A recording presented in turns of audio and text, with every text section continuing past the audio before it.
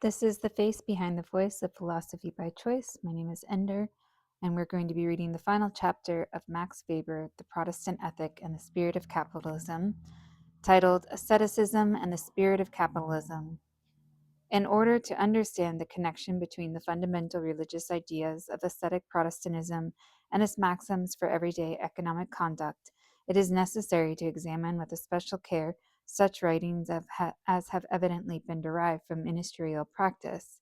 For in a time in which the beyond meant everything, when the social position of the Christian depended upon his admission to the communion, the clergyman, through his ministry, church discipline, and preaching, exercised an influence which we modern men are entirely unable to picture. In such a time, the religious forces which express themselves through such channels are the decisive influences in the formation of national character. For, for the purposes of this chapter, though by no means for all purposes, we can treat ascetic Protestantism as a single whole. But since that side of English Puritanism, which was derived from Calvinism, gives the most consistent religious basis for the idea of the calling, we shall, following our previous method, place one of its representatives at the center of the discussion.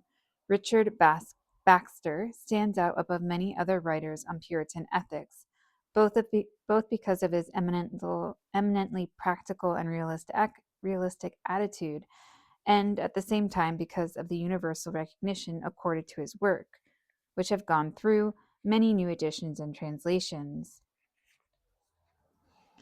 Now, in glancing at Baxter's Saints' Everlasting Rest or his Christian Directory or similar works of others, one is struck at first glance by the emphasis placed in the discussion of wealth and its acquisition on the ebionitic elements of the New Testament. Wealth, as such, is a great danger. Its temptations never end, and its pursuit is not only senseless as compared with the dominating importance of the kingdom of God, but it is morally suspect. Here, asceticism seems to have turned much more sharply against the acquisition of earthly goods than it did in Calvinism, who saw no hindrance to the effectiveness of the clergy in their wealth, but rather a thoroughly desirable enhancement of their prestige. Hence, he permitted them to employ their means profitably. Examples of the condemnation of the pursuit of money and goods may be gathered without end from Puritan writings, and may be contrasted with the late medieval ethical literature, which was much more open minded on this point. Moreover, these doubts were meant with perfect seriousness, only it is necessary to examine them somewhat more closely in order to understand their true ethical significance and implications. The real moral objection is to relaxation in the security of possession, the enjoyment of wealth with the consequence of idleness and the temptations of the flesh, above all, of distraction from the pursuit of a righteous life.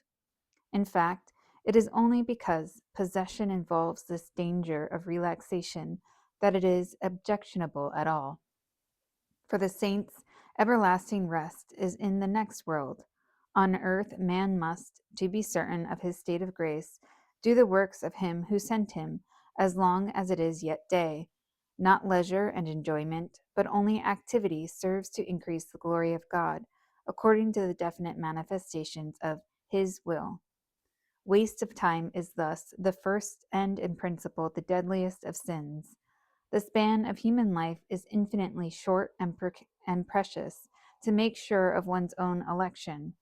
Loss of time through sociability, idle talk, luxury, even more sleep than is necessary for health, 6 to at most 8 hours, is worthy of absolute moral condemnation.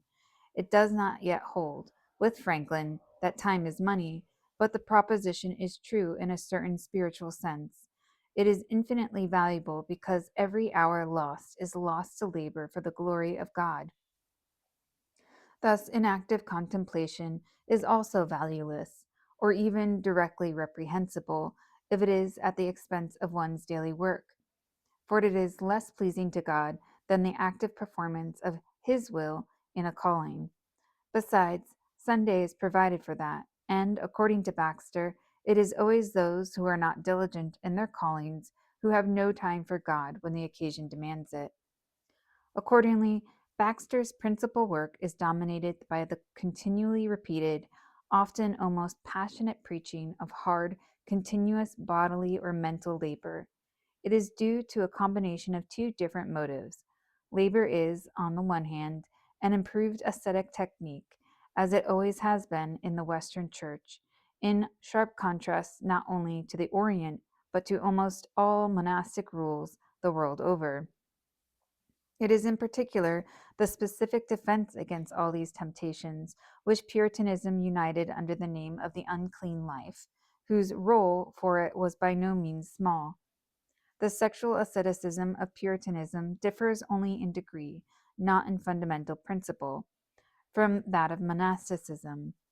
On account of the Puritan conception of marriage, its practical influence is more far reaching than that of the latter, for sexual intercourse is permitted, even within marriage, only as the means willed by God for the increase of his glory, according to the commandment, be fruitful and multiply.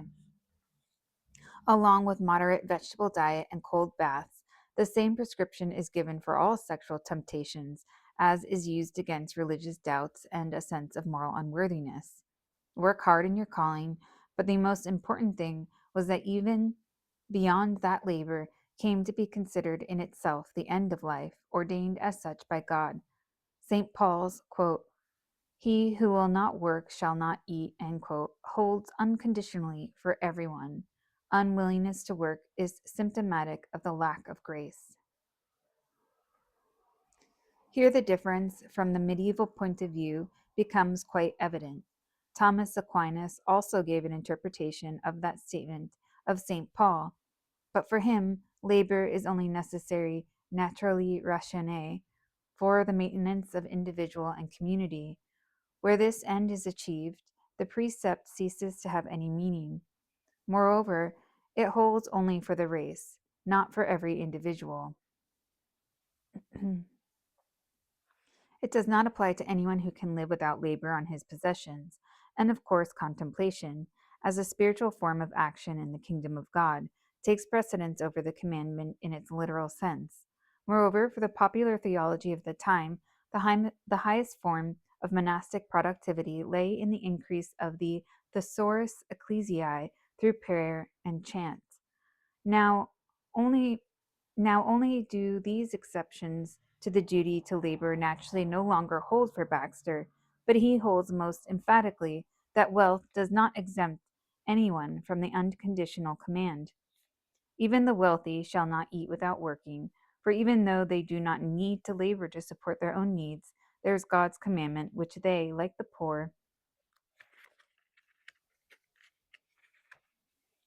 page is stuck.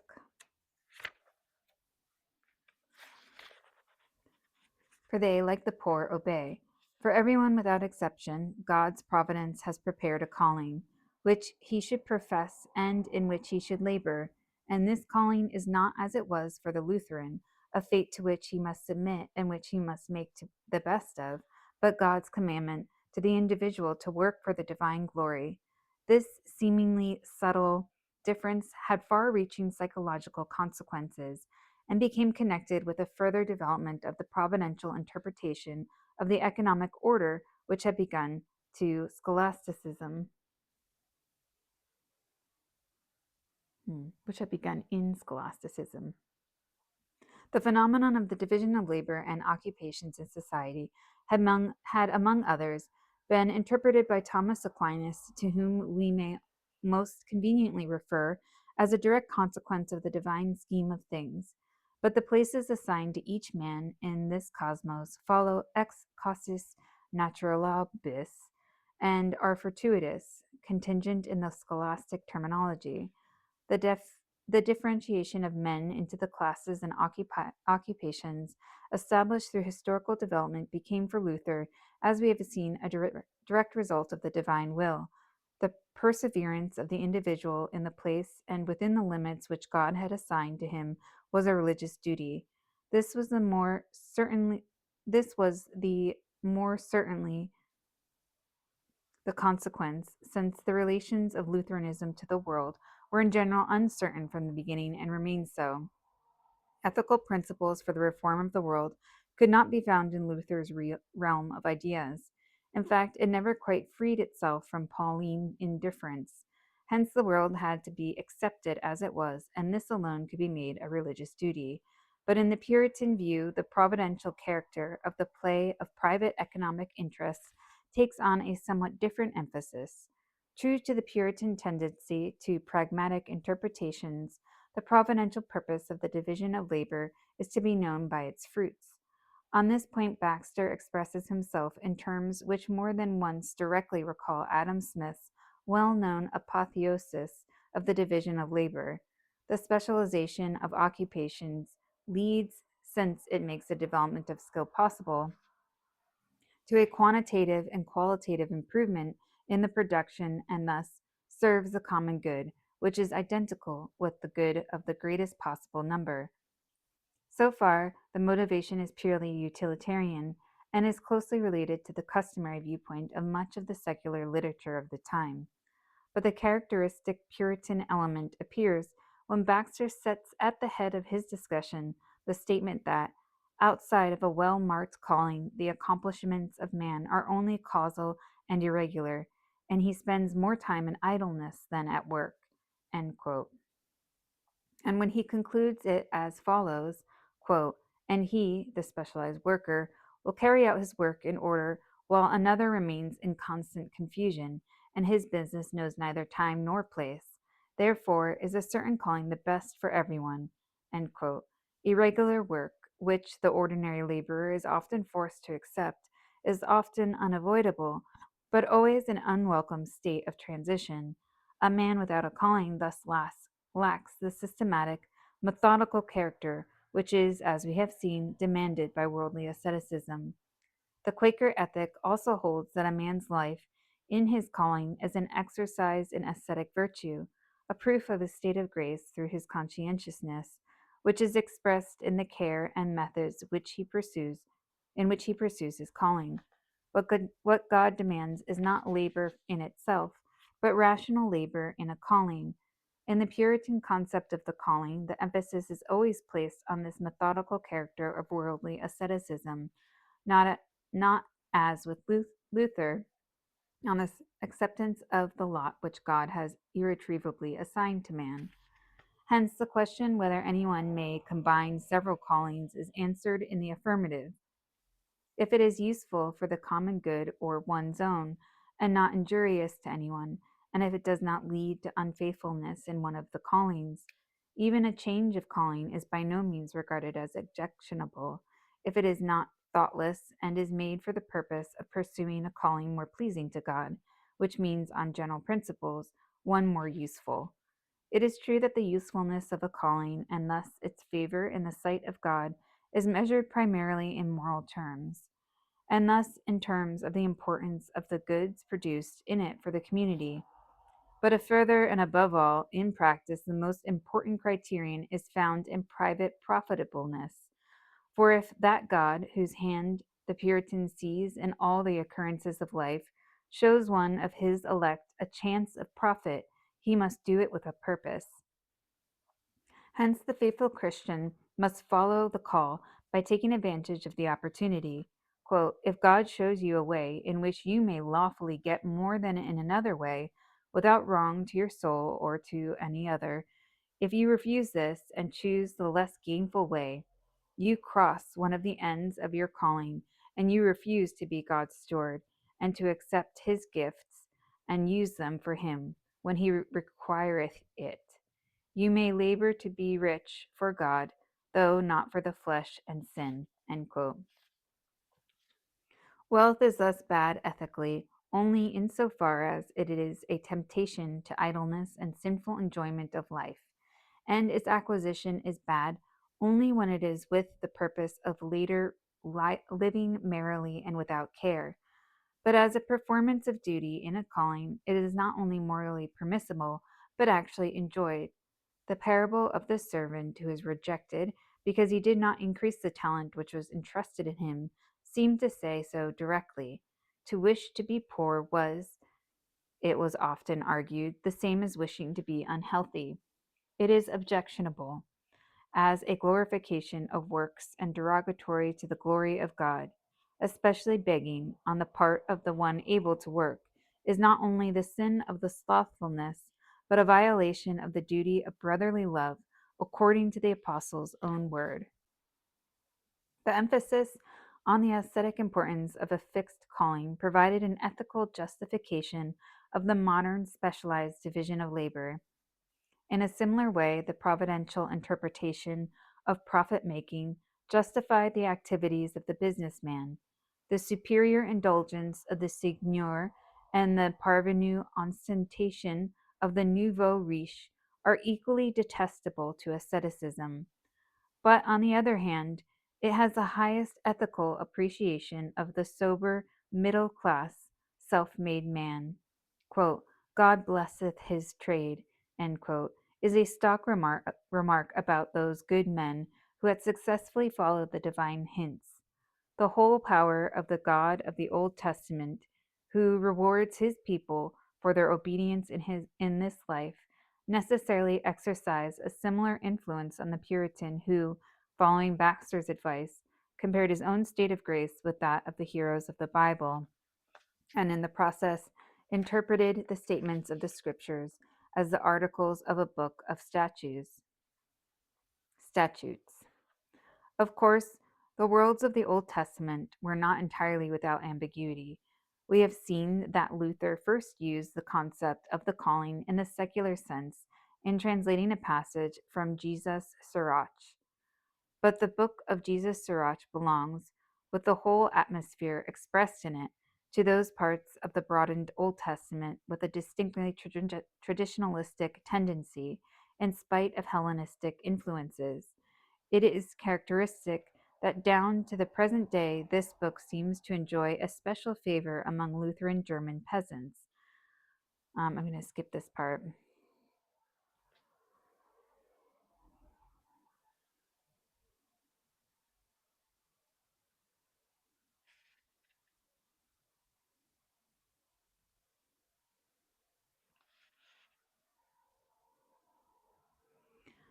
Okay, let's try this. Thus, when authors, as was the case with several contemporaries, as well as later writers, characterized the basic ethical tendencies of Puritanism, especially in England, as English Hebraism, they are correctly understood, not wrong. It is necessary, however, not to think of Palestinian Judaism at the time of the writing of the scriptures, but of Judaism as it became under the influence of many centuries of formalistic, legalistic, and Talmudic education. Even then, one must be very careful in drawing parallels. The general tendency of the older Judaism toward a naive acceptance of life as such was far removed from the special characteristics of Puritanism.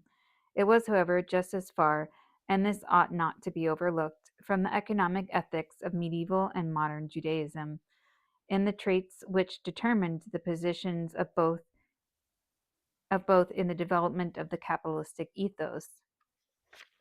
The Jews stood on the side of the politically and speculatively oriented adventurous capitalism. Their ethos was, in a word, that of pariah capitalism. Okay, these are Max Weber's words, not mine. And just keep in mind, he was writing in a much earlier time, so I'm forgetting the exact date. Um, so, like late 1800s. Doesn't make it okay. But Puritanism carried the ethos of the rational organization of capital and labor. It took over from the Jewish ethic only what was adopted to this purpose. To analyze the effects on the character of peoples of the penetration of life with Old Testament norms, a tempting task, which, however, has not yet satisfactorily been done even for Judaism, would be impossible within the limits of this sketch. In addition to the relationships already pointed out, it is important for the general inner attitude of the Puritans, above all, that the belief that they were God's chosen people saw in them a great renaissance. Even the kindly Baxter thanked God that he was born in England and thus in the true church and nowhere else. This thankfulness for one's own perfection by the grace of God penetrated the attitude toward life of the Puritan middle class and played its part in developing that formalistic, hard, correct character which was peculiar to the men of that heroic age of capitalism. Let us now try to clarify the points in which the Puritan idea of the calling and the premium it placed upon ascetic conduct was bound directly to influence the development of capitalistic way of life. As we have seen, this asceticism turned with all its force against one thing, the spontaneous enjoyment of life and all it had to offer. This is perhaps most characteristically brought out in the struggle over the Book of Sports, which James I and Charles I made into law expressly as a means of counteracting Puritanism, and which the latter ordered to be read from all the pulpits. The fanatical opposition of the Puritans to the ordinances of the king, permitting certain popular amusements on Sunday outside of church hours by law, was not only explained by the disturbance of the Sabbath rest, but also by resentment against the intentional diversion from the ordered life of the saint which it caused. And on his side, the king's threats of severe punishment for every attack on the legality of those sports were motivated by his purpose of breaking the anti authoritarian ascetic tendency of Puritanism, which was so dangerous to the state. The feudal and monarchical forces protected the pleasure seekers against the rising middle class morality and the anti authoritarian ascetic conventicles. Just as today, capitalistic society tends to protect those willing to work against the class morality of the proletariat and the anti authoritarian trade union. As against this, the Puritans upheld their decisive characteristic, the principle of ascetic conduct, for otherwise the Puritan aversion to sport, even for the Quakers, was by no means simply one of principle. Sport was accepted if it served a rational purpose, that of recreation necessary for physical efficiency, but as a means for spontaneous expression of undisciplined impulses, it was under suspicion, and in so far as it became purely a means of enjoyment or awakened pride, raw instincts, or the irrational gambling instinct, it was of course strictly condemned. Impulsive enjoyment of life, which leads away both from work in a calling and from religion, was as such the enemy of rational asceticism, whether in the form of seigneurial sports or the enjoyment of the dance hall or the public house of the common man. Its attitude was thus suspicious and often hostile to the aspects of culture without any immediate religious value. It is not, however, true that the ideals of Puritanism implied a solemn, narrow minded contempt of culture. Quite the contrary is the case, at least, for science, which the exception of the hatred of scholasticism with the exception of the hatred for scholasticism. Moreover, the great men of the Puritan movement were thoroughly steeped in the culture of the Renaissance.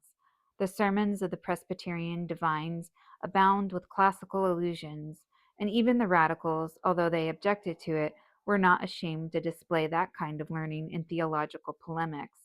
Perhaps no country was ever so full of graduates as New England in the first generations of its existence. The satire of their opponents, such as, for instance, Butler's Hudibras, also attacks primarily the pedantry and highly trained dialectics of the Puritans. This is partially due to the religious valuation of knowledge, which followed from their attitude to the Catholic fides implicita. But the situation is quite different when one looks at non scientific literature, and especially the fine arts. Here, asceticism descended like a frost on the life of merry old England, and not only worldly merriment felt its effect. The Puritans' ferocious hatred of everything which smacked of superstition, of all survivals of magic or sacramental salvation, applied to the Christmas festivities and the Maypole and all spontaneous religious art. That there was room in Holland for a great, often uncouthly realistic art, proves only how far from completely the authoritarian moral discipline of the country was able to counteract the influence of the court and the regents, a class of rentiers, and also the joy in life of the parvenu bourgeoisie after the short supremacy of the Calvinistic theocracy had been transformed into a moderate national church, and with it Calvinism had perceptibly lost its power of ascetic influence. The theater was obnoxious to the Puritans, and with the strict exclusion of the erotic and of nudity from the realm of toleration, a radical view of either literature or art could not exist. The conceptions of idle talk, of superfluities, and of vain ostentation, all designations of an irrational attitude without objective purpose, thus not ascetic, and especially not serving of the glory of God, but of man, were always at hand to serve in deciding in favor of sober utility as against any artistic tendencies. This was especially true in the case of decoration of the person, for instance, clothing, that powerful tendency toward uniformity of life, which today is so immensely aid, which today so immensely aids the capitalistic interests and the standardization of production, had its ideal foundations in the repudiation of all idolatry of the flesh. Of course, we must not forget that Puritanism included a world of contradictions, and that the instinctive sense of eternal greatness in art was certainly strong amongst its leaders than in the atmosphere of the Cavaliers. Moreover, a unique genius like Rembrandt, however little his conduct may have been acceptable to God in the eyes of the Puritans, was very strongly influenced in the character of his work by his religious environment. But that does not alter the picture as a whole. Insofar as the development of the Puritan tradition could, and in part did, lead to a powerful spiritualization of personality, it was a decided benefit to literature. For the but for the most part, that benefit only accrued to later generations. Although we cannot here enter upon a discussion of the influence of Puritanism in all these directions, we should call attention to the fact that the toleration of pleasure and cultural goods, which contributed to purely aesthetic or athletic enjoyment, certainly always ran up against one characteristic limitation: they must not cost anything. Man is not a trustee of the goods which have come to him through God's grace. He must, like the servant in the parable, give an account of every penny entrusted to him, and it is at least hazardous to spend any of it for a purpose which does not serve the glory of God, but only one's enjoyment. What person who keeps his eyes open has not met representatives of this point of view, even in the present? The idea of a man's duty to his possessions, to which he subordinates himself as an obedient steward, or even as an acquisitive machine, bears with chilling weight on his life, not his wife, his life. The greater the possessions, the heavier if the ascetic attitude toward life stands the test. The feeling of responsibility for them, for holding them undiminished for the glory of God, and increasing them by restless effort. The origin of this type of life also extends to certain roots, like so many aspects of the spirit of capitalism, back into the Middle Ages. But it was in the ethic of ascetic Protestantism that it first found a consistent ethical foundation. Its significance for the development of capitalism is obvious. This worldly Protestant asceticism, as we may recapitulate up to this point, acted powerfully against the spontaneous enjoyment of possessions. It restricted consumption, especially of luxuries. On the other hand, it had the psychological effect of freeing the acquisition of goods from the inhibitions of traditionalistic ethics. It broke the bonds of the impulse of acquisition in that it not only legalized it, but, in the sense discussed, looked upon it as directly willed by God. The campaign against the temptations of the flesh and the dependence on external things was, as besides the Puritans, the great Quaker apologist Barclay expressly says, not a struggle against the rational acquisition, but against the irrational use of wealth. But this irrational use was exemplified in the outward forms of luxury, which their code condemned as idolatry of the flesh, however natural they had appeared to the feudal mind. On the other hand, they approved the rational and utilitarian uses of wealth which were willed by God for the needs of the individual and the community. They did not wish to impose mortification on the man of wealth, but the use of his means for necessary and practical things. The idea of comfort characteristically limits the extent of ethically permissible expenditures. It is naturally no accident that the development of a manner of living consistent with the idea may be observed earliest and most clearly among the most consistent representatives of the whole attitude toward life. Okay. Over against the glitter and ostentation of feudal magnificence, which, resting on an unsound economic basis, prefers a sordid elegance to a sober simplicity, they set the clean and solid comfort of the middle class home as an ideal. On the side of the production of private wealth, asceticism condemned both dishonesty and impulsive avarice. What was condemned as covetousness, mammonism, etc., was the pursuit of riches for their own sake, for wealth in itself was a temptation. But here asceticism was the power, quote, which ever seeks the good but ever creates evil, end quote. What was evil in its sense was possession and its temptations. For, in conformity with the Old Testament and in analogy to the ethical valuation of good works, asceticism looked upon the pursuit of wealth as an end in itself, as highly reprehensible, but the attainment of it as a fruit of labor and a calling was a sign of God's blessing.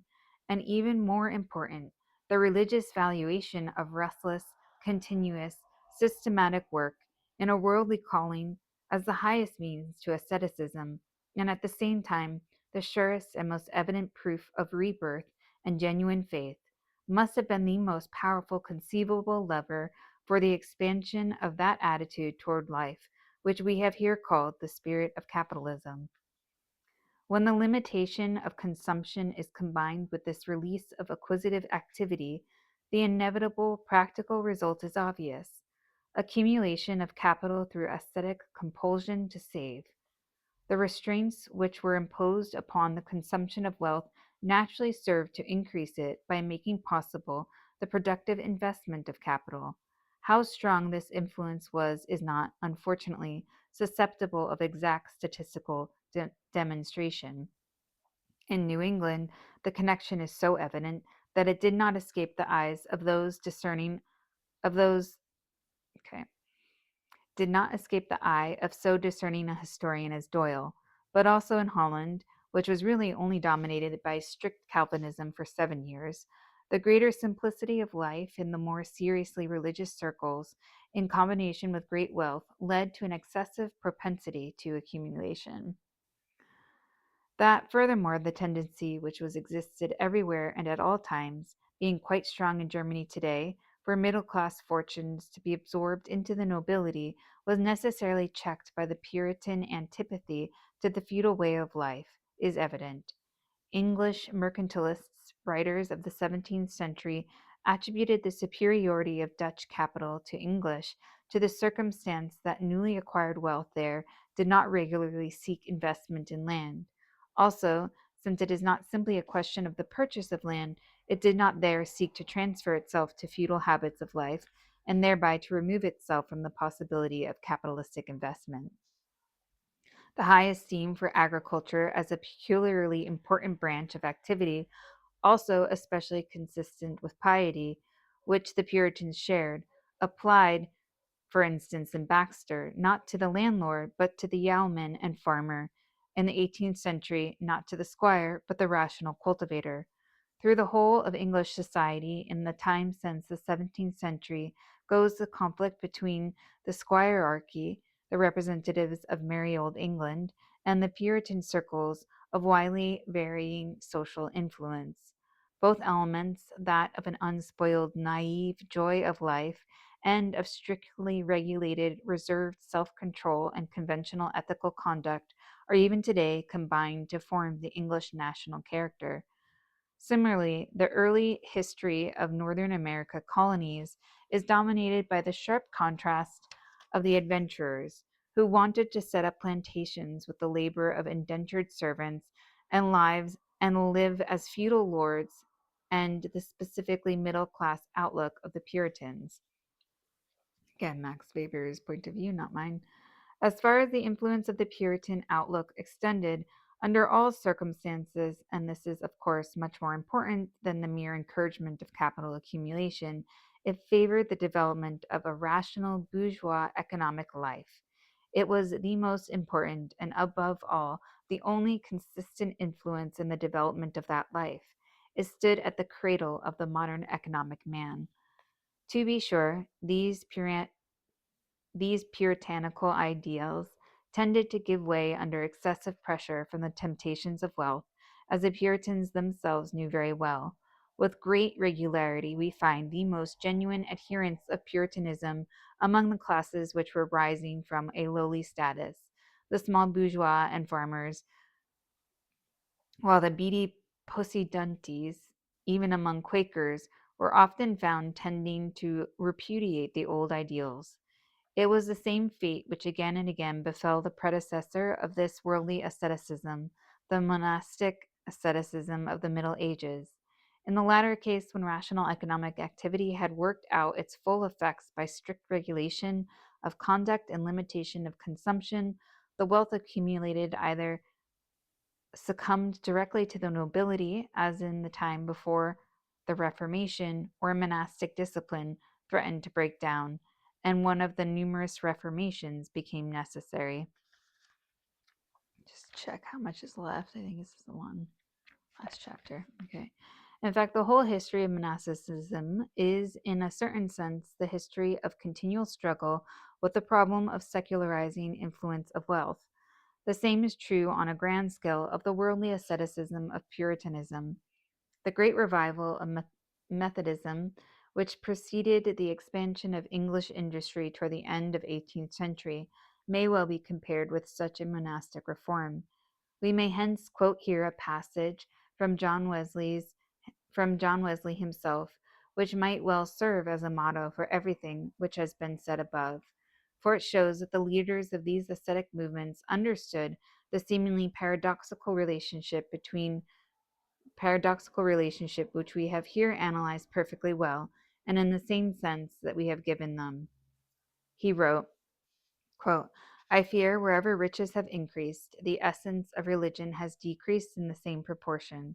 Therefore, I do not see how it is possible, in the nature of things, for any revival of true religion to continue long. For religion must necessarily produce both industry and frugality, and these cannot be but produce riches. But as riches increase, so will pride, anger, and love of the world in all its branches. How then is it possible that Methodism, that is, a religion of the heart, though it flourishes now as a green bay tree, should continue in this state? For the Methodists in every place grow diligent and frugal, consequently, they increase in goods. Hence, the proportionality increases in pride, in anger, in the desire of the flesh, the desire of the eyes, and the pride of the life. So, although the form of religion remains, the spirit is swiftly vanishing away. Is there no way to prevent this continual decay of pure religion? We ought not to prevent people from being diligent and frugal. We must exhort all Christians to gain all they can and to save all they can, that is, in effect, to grow rich. There follows the advice that those who gain all they can and save all they can should also give all they can, so that they will grow in grace and lay up a treasure in heaven. It is clear that Wesley here expresses, even in detail, just what we have been trying to point out. As Wesley here says, the full economic effect of those great religious movements, whose significance for economic development lay above all in their ascetic educative influence, generally came only after the peak of the purely religious enthusiasm was past. Then the intensity of the search for the kingdom of God commenced gradually to pass over into sober economic virtue. the religious roots died out slowly, giving way to utilitarian worldliness. Then, as Dowden puts it, as in Robinson Crusoe, the isolated economic man who carries on missionary activities on the side takes the place of the lonely spiritual search for the kingdom of heaven of Bunyan's pilgrim, hurrying through the marketplace of vanity.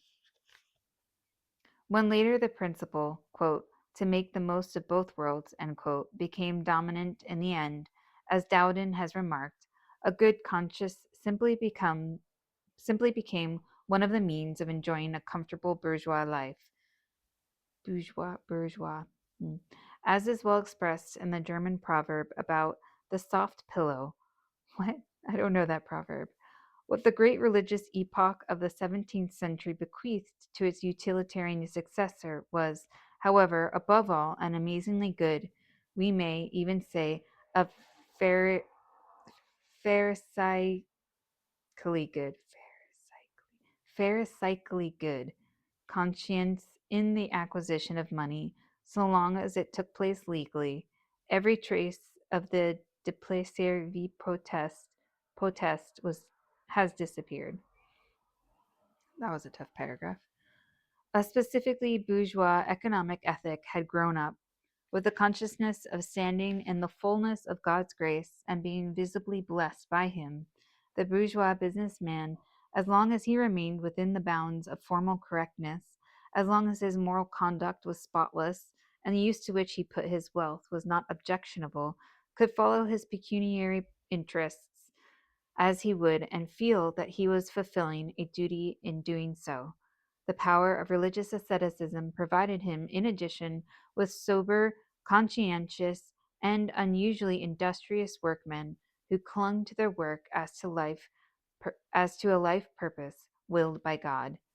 Finally, it gave him the comforting assurance that the unequal distribution of goods of this world was a special dispensation of divine providence, which in these differences, as in particular grace, pursued secret ends unknown to men. Calvin himself had made the much quoted statement that only when the people, i.e., the mass of laborers and craftsmen, were poor did they remain obedient to God. In the Netherlands, that had been secularized in the effect that the mass of men only labor when necessity forces them to do so. This formulation of a leading idea of capitalistic economy later entered into the current theories of the productivity of low wages. Here also, with the dying out of the religious root, the utilitarian interpretation crept in unnoticed in the line of development which we have again and again observed. Medieval ethics not only tolerated begging, but actually glorified it in the mendicant orders. Even secular beggars, since they gave the person of means opportunity for good works through giving alms, were sometimes considered an estate and treated as such. Even the Anglican social ethic of the Stuarts was very close to this attitude. It remained for Puritan asceticism to take part in the severe English poor relief legislation, which fundamentally changed the situation, and it could do that because the Protestant sects and the strict Puritan communities actually did not know any begging in their own midst. On the other hand, seen from the side of the workers, the Zinzendorf branch of Pietism, for instance, glorified the loyal worker who did not seek acquisition but lived according to the apostolic model and thus endowed with the charisma of the disciplines. Okay, I'm going to skip forward a little bit. Now, naturally, the whole ascetic literature of almost all denominations is saturated with the idea that faithful labor, even at low wages, on the part of those whom life offers no other opportunities, is highly pleasing to God. In this respect, Protestant asceticism added in itself nothing new, but it not only deepened this idea most powerfully, it also created the force which was alone decisive for its effectiveness, the psychological sanction of it through the conception of this labor as a calling, as the best, often in the last analysis, the only means of attaining certainty of grace. And on the other hand, it legalized the exploitation of this specific willingness to work, in that it also interpreted the employer's business activity as a calling. It is obvious how powerfully the exclusive search for the kingdom of God only through the fulfillment of duty in the calling and the strict asceticism which church discipline naturally imposed, especially on the propertyless classes, was bound to affect the productivity of labor in the capitalistic sense of the word. The treatment of labor as a calling became as characteristic of the modern worker as the corresponding attitude toward acquisition of the businessman. It was a perception of this situation, new at his time, which caused so able an observer as Sir William Petty to attribute the economic power of Holland in the 17th century to the fact that the very numerous dissenters in that country, Calvinists and Baptists, quote, are for the most part thinking, sober men, and such as believers that labor and industry is their duty towards God, end quote. Calvinism opposed organic social organization in the fiscal monopolistic forms which it assumed in Anglicanism under the Stuarts, especially in the conception of Laud, this alliance of church and state with the monopolists on the basis of a Christian social ethical foundation. Its leaders were universally among the most passionate opponents of this type of politically privileged commercial putting out and colonial capitalism. Over against it, they placed the individualistic motives of rational legal acquisition by virtue of one's own ability and initiative. And while the politically privileged monopoly industries in England all disappeared in short order, this attitude played a large and decisive part in the development of the industries, which grew up in spite of and against the authority of the state. The Puritans repudiated all connections with the large-scale capitalistic courtiers and projectors as an ethically suspicious class. On the other hand, they took pride in their own superior middle-class business morality, which formed the true reason for their persecutions to which they were subjected on the part of those circles. Defoe proposed to win the battle against dissent by boycotting bank credit and withdrawing deposits. The difference of two types of capitalistic attitudes went to a very large extent hand in hand with religious differences. The opponents of the nonconformists, even in the 18th century, again and again ridiculed them for personifying the spirit of shopkeepers and for having ruined the ideals of old England. There also lay the difference of the Puritan economic ethic from the Jewish, and contemporaries knew well that the former and not the latter was the bourgeois capitalistic ethic. One of the fundamental elements of the spirit of modern capitalism, and not only of that, but of all modern culture, rational conduct on the basis of the idea of the calling, was born. That is what this discussion has sought to demonstrate from the spirit of Christian asceticism. One has only to reread the passage from Franklin, quoted at the beginning of this essay, in order to see that the essential elements of the attitude, which was there called the spirit of capitalism, are the same as what we have just shown to be which we have just shown to be the content of the Puritan worldly asceticism, only without the religious basis, which by Franklin's time had died away. The idea that modern labor has an ascetic character is of course not new. Limitations to specialized work, with a renunciation of the Faustian universality of man, which it involves, is a condition of any valuable work in the modern world. Hence, deeds and renunciation inevitably condition each other today. This fundamentally ascetic trait of middle class life, if it attempts to be a way of life at all, and not simply the absence of any, was what Goethe wanted to teach, at the height of his wisdom, in the Wanderjahren, and in the end which he gave to the life of his Faust. For him, the realization meant a renunciation, a departure from an age of full and beautiful humanity, which can no more be repeated in the course of our cultural development than can the flower of the Athenian culture of antiquity. The Puritan wanted to work in a calling. We are forced to do so, for when asceticism was carried out of monastic cells into everyday life and began to dominate worldly morality, it did its part in building the tremendous cosmos of modern economic order. This order is now bound to the technical and economic conditions of machine production, which today determine the lives of all the individuals who were born into this mechanism, not only those directly concerned with economic acquisition with irresistible force. Perhaps it will so determine them until the last ton of fossilized coal is burnt. In Baxter's view, the care of external goods should only lie on the shoulders of the, quote, saint like a light cloak, which can be thrown aside at any moment, end quote. But fate decreed that that cloak should become an iron cage. Since asceticism undertook to remodel the world and to work out its ideals in the world, material goods have gained an increasing and finally an inexorable power over the lives of man as at no previous period in history. Today, the spirit of religious asceticism, whether finally, who knows, has escaped from the cage. But okay, I'm going to reread that because it seems important. Today, the spirit of religious asceticism, whether finally, who knows, has escaped from the cage. But victorious capitalism, since it rests on mechanical foundations, needs its support no longer. The rosy blush of its laughing air, the Enlightenment, seems also to be irretrievably fading, and the idea of duty in one's calling prowls about in our lives like the ghost of a dead religious beliefs.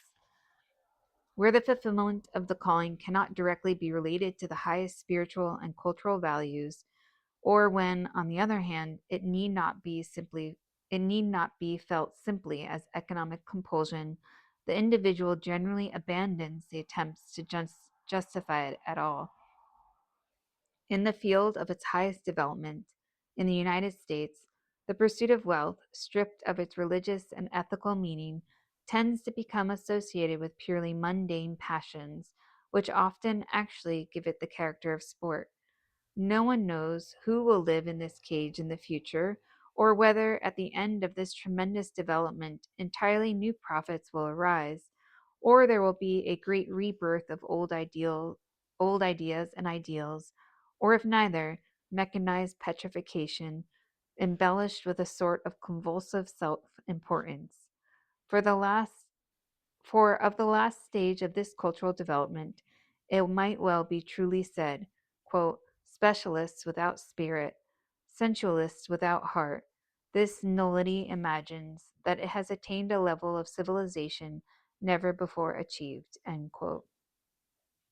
But this brings us to the world of judgments, of value, and of faith, with which this purely historical discussion need not be burdened. The next task would be rather to show the significance of ascetic rationalism, which has only been touched in the foregoing sketch, for the content of practical social ethics, thus for the types of organization and the functions of social groups, from the conventicle to the state. Then its relations to humanistic rationalism, its ideals of life and cultural influence, further to the development of philosophical and scientific empiricism, to technical development, and to spiritual ideas would have to be analyzed. Then its historical development from the medieval beginnings of worldly asceticism to its dissolution into pure utilitarianism would have to be traced out through all the areas of ascetic religion. Only then could the quantitative cultural significance of ascetic Protestantism and its relation to the other plastic elements of modern culture be estimated. Here we have only attempted to trace the fact and the direction of its influence to their motives in one, though a very important point.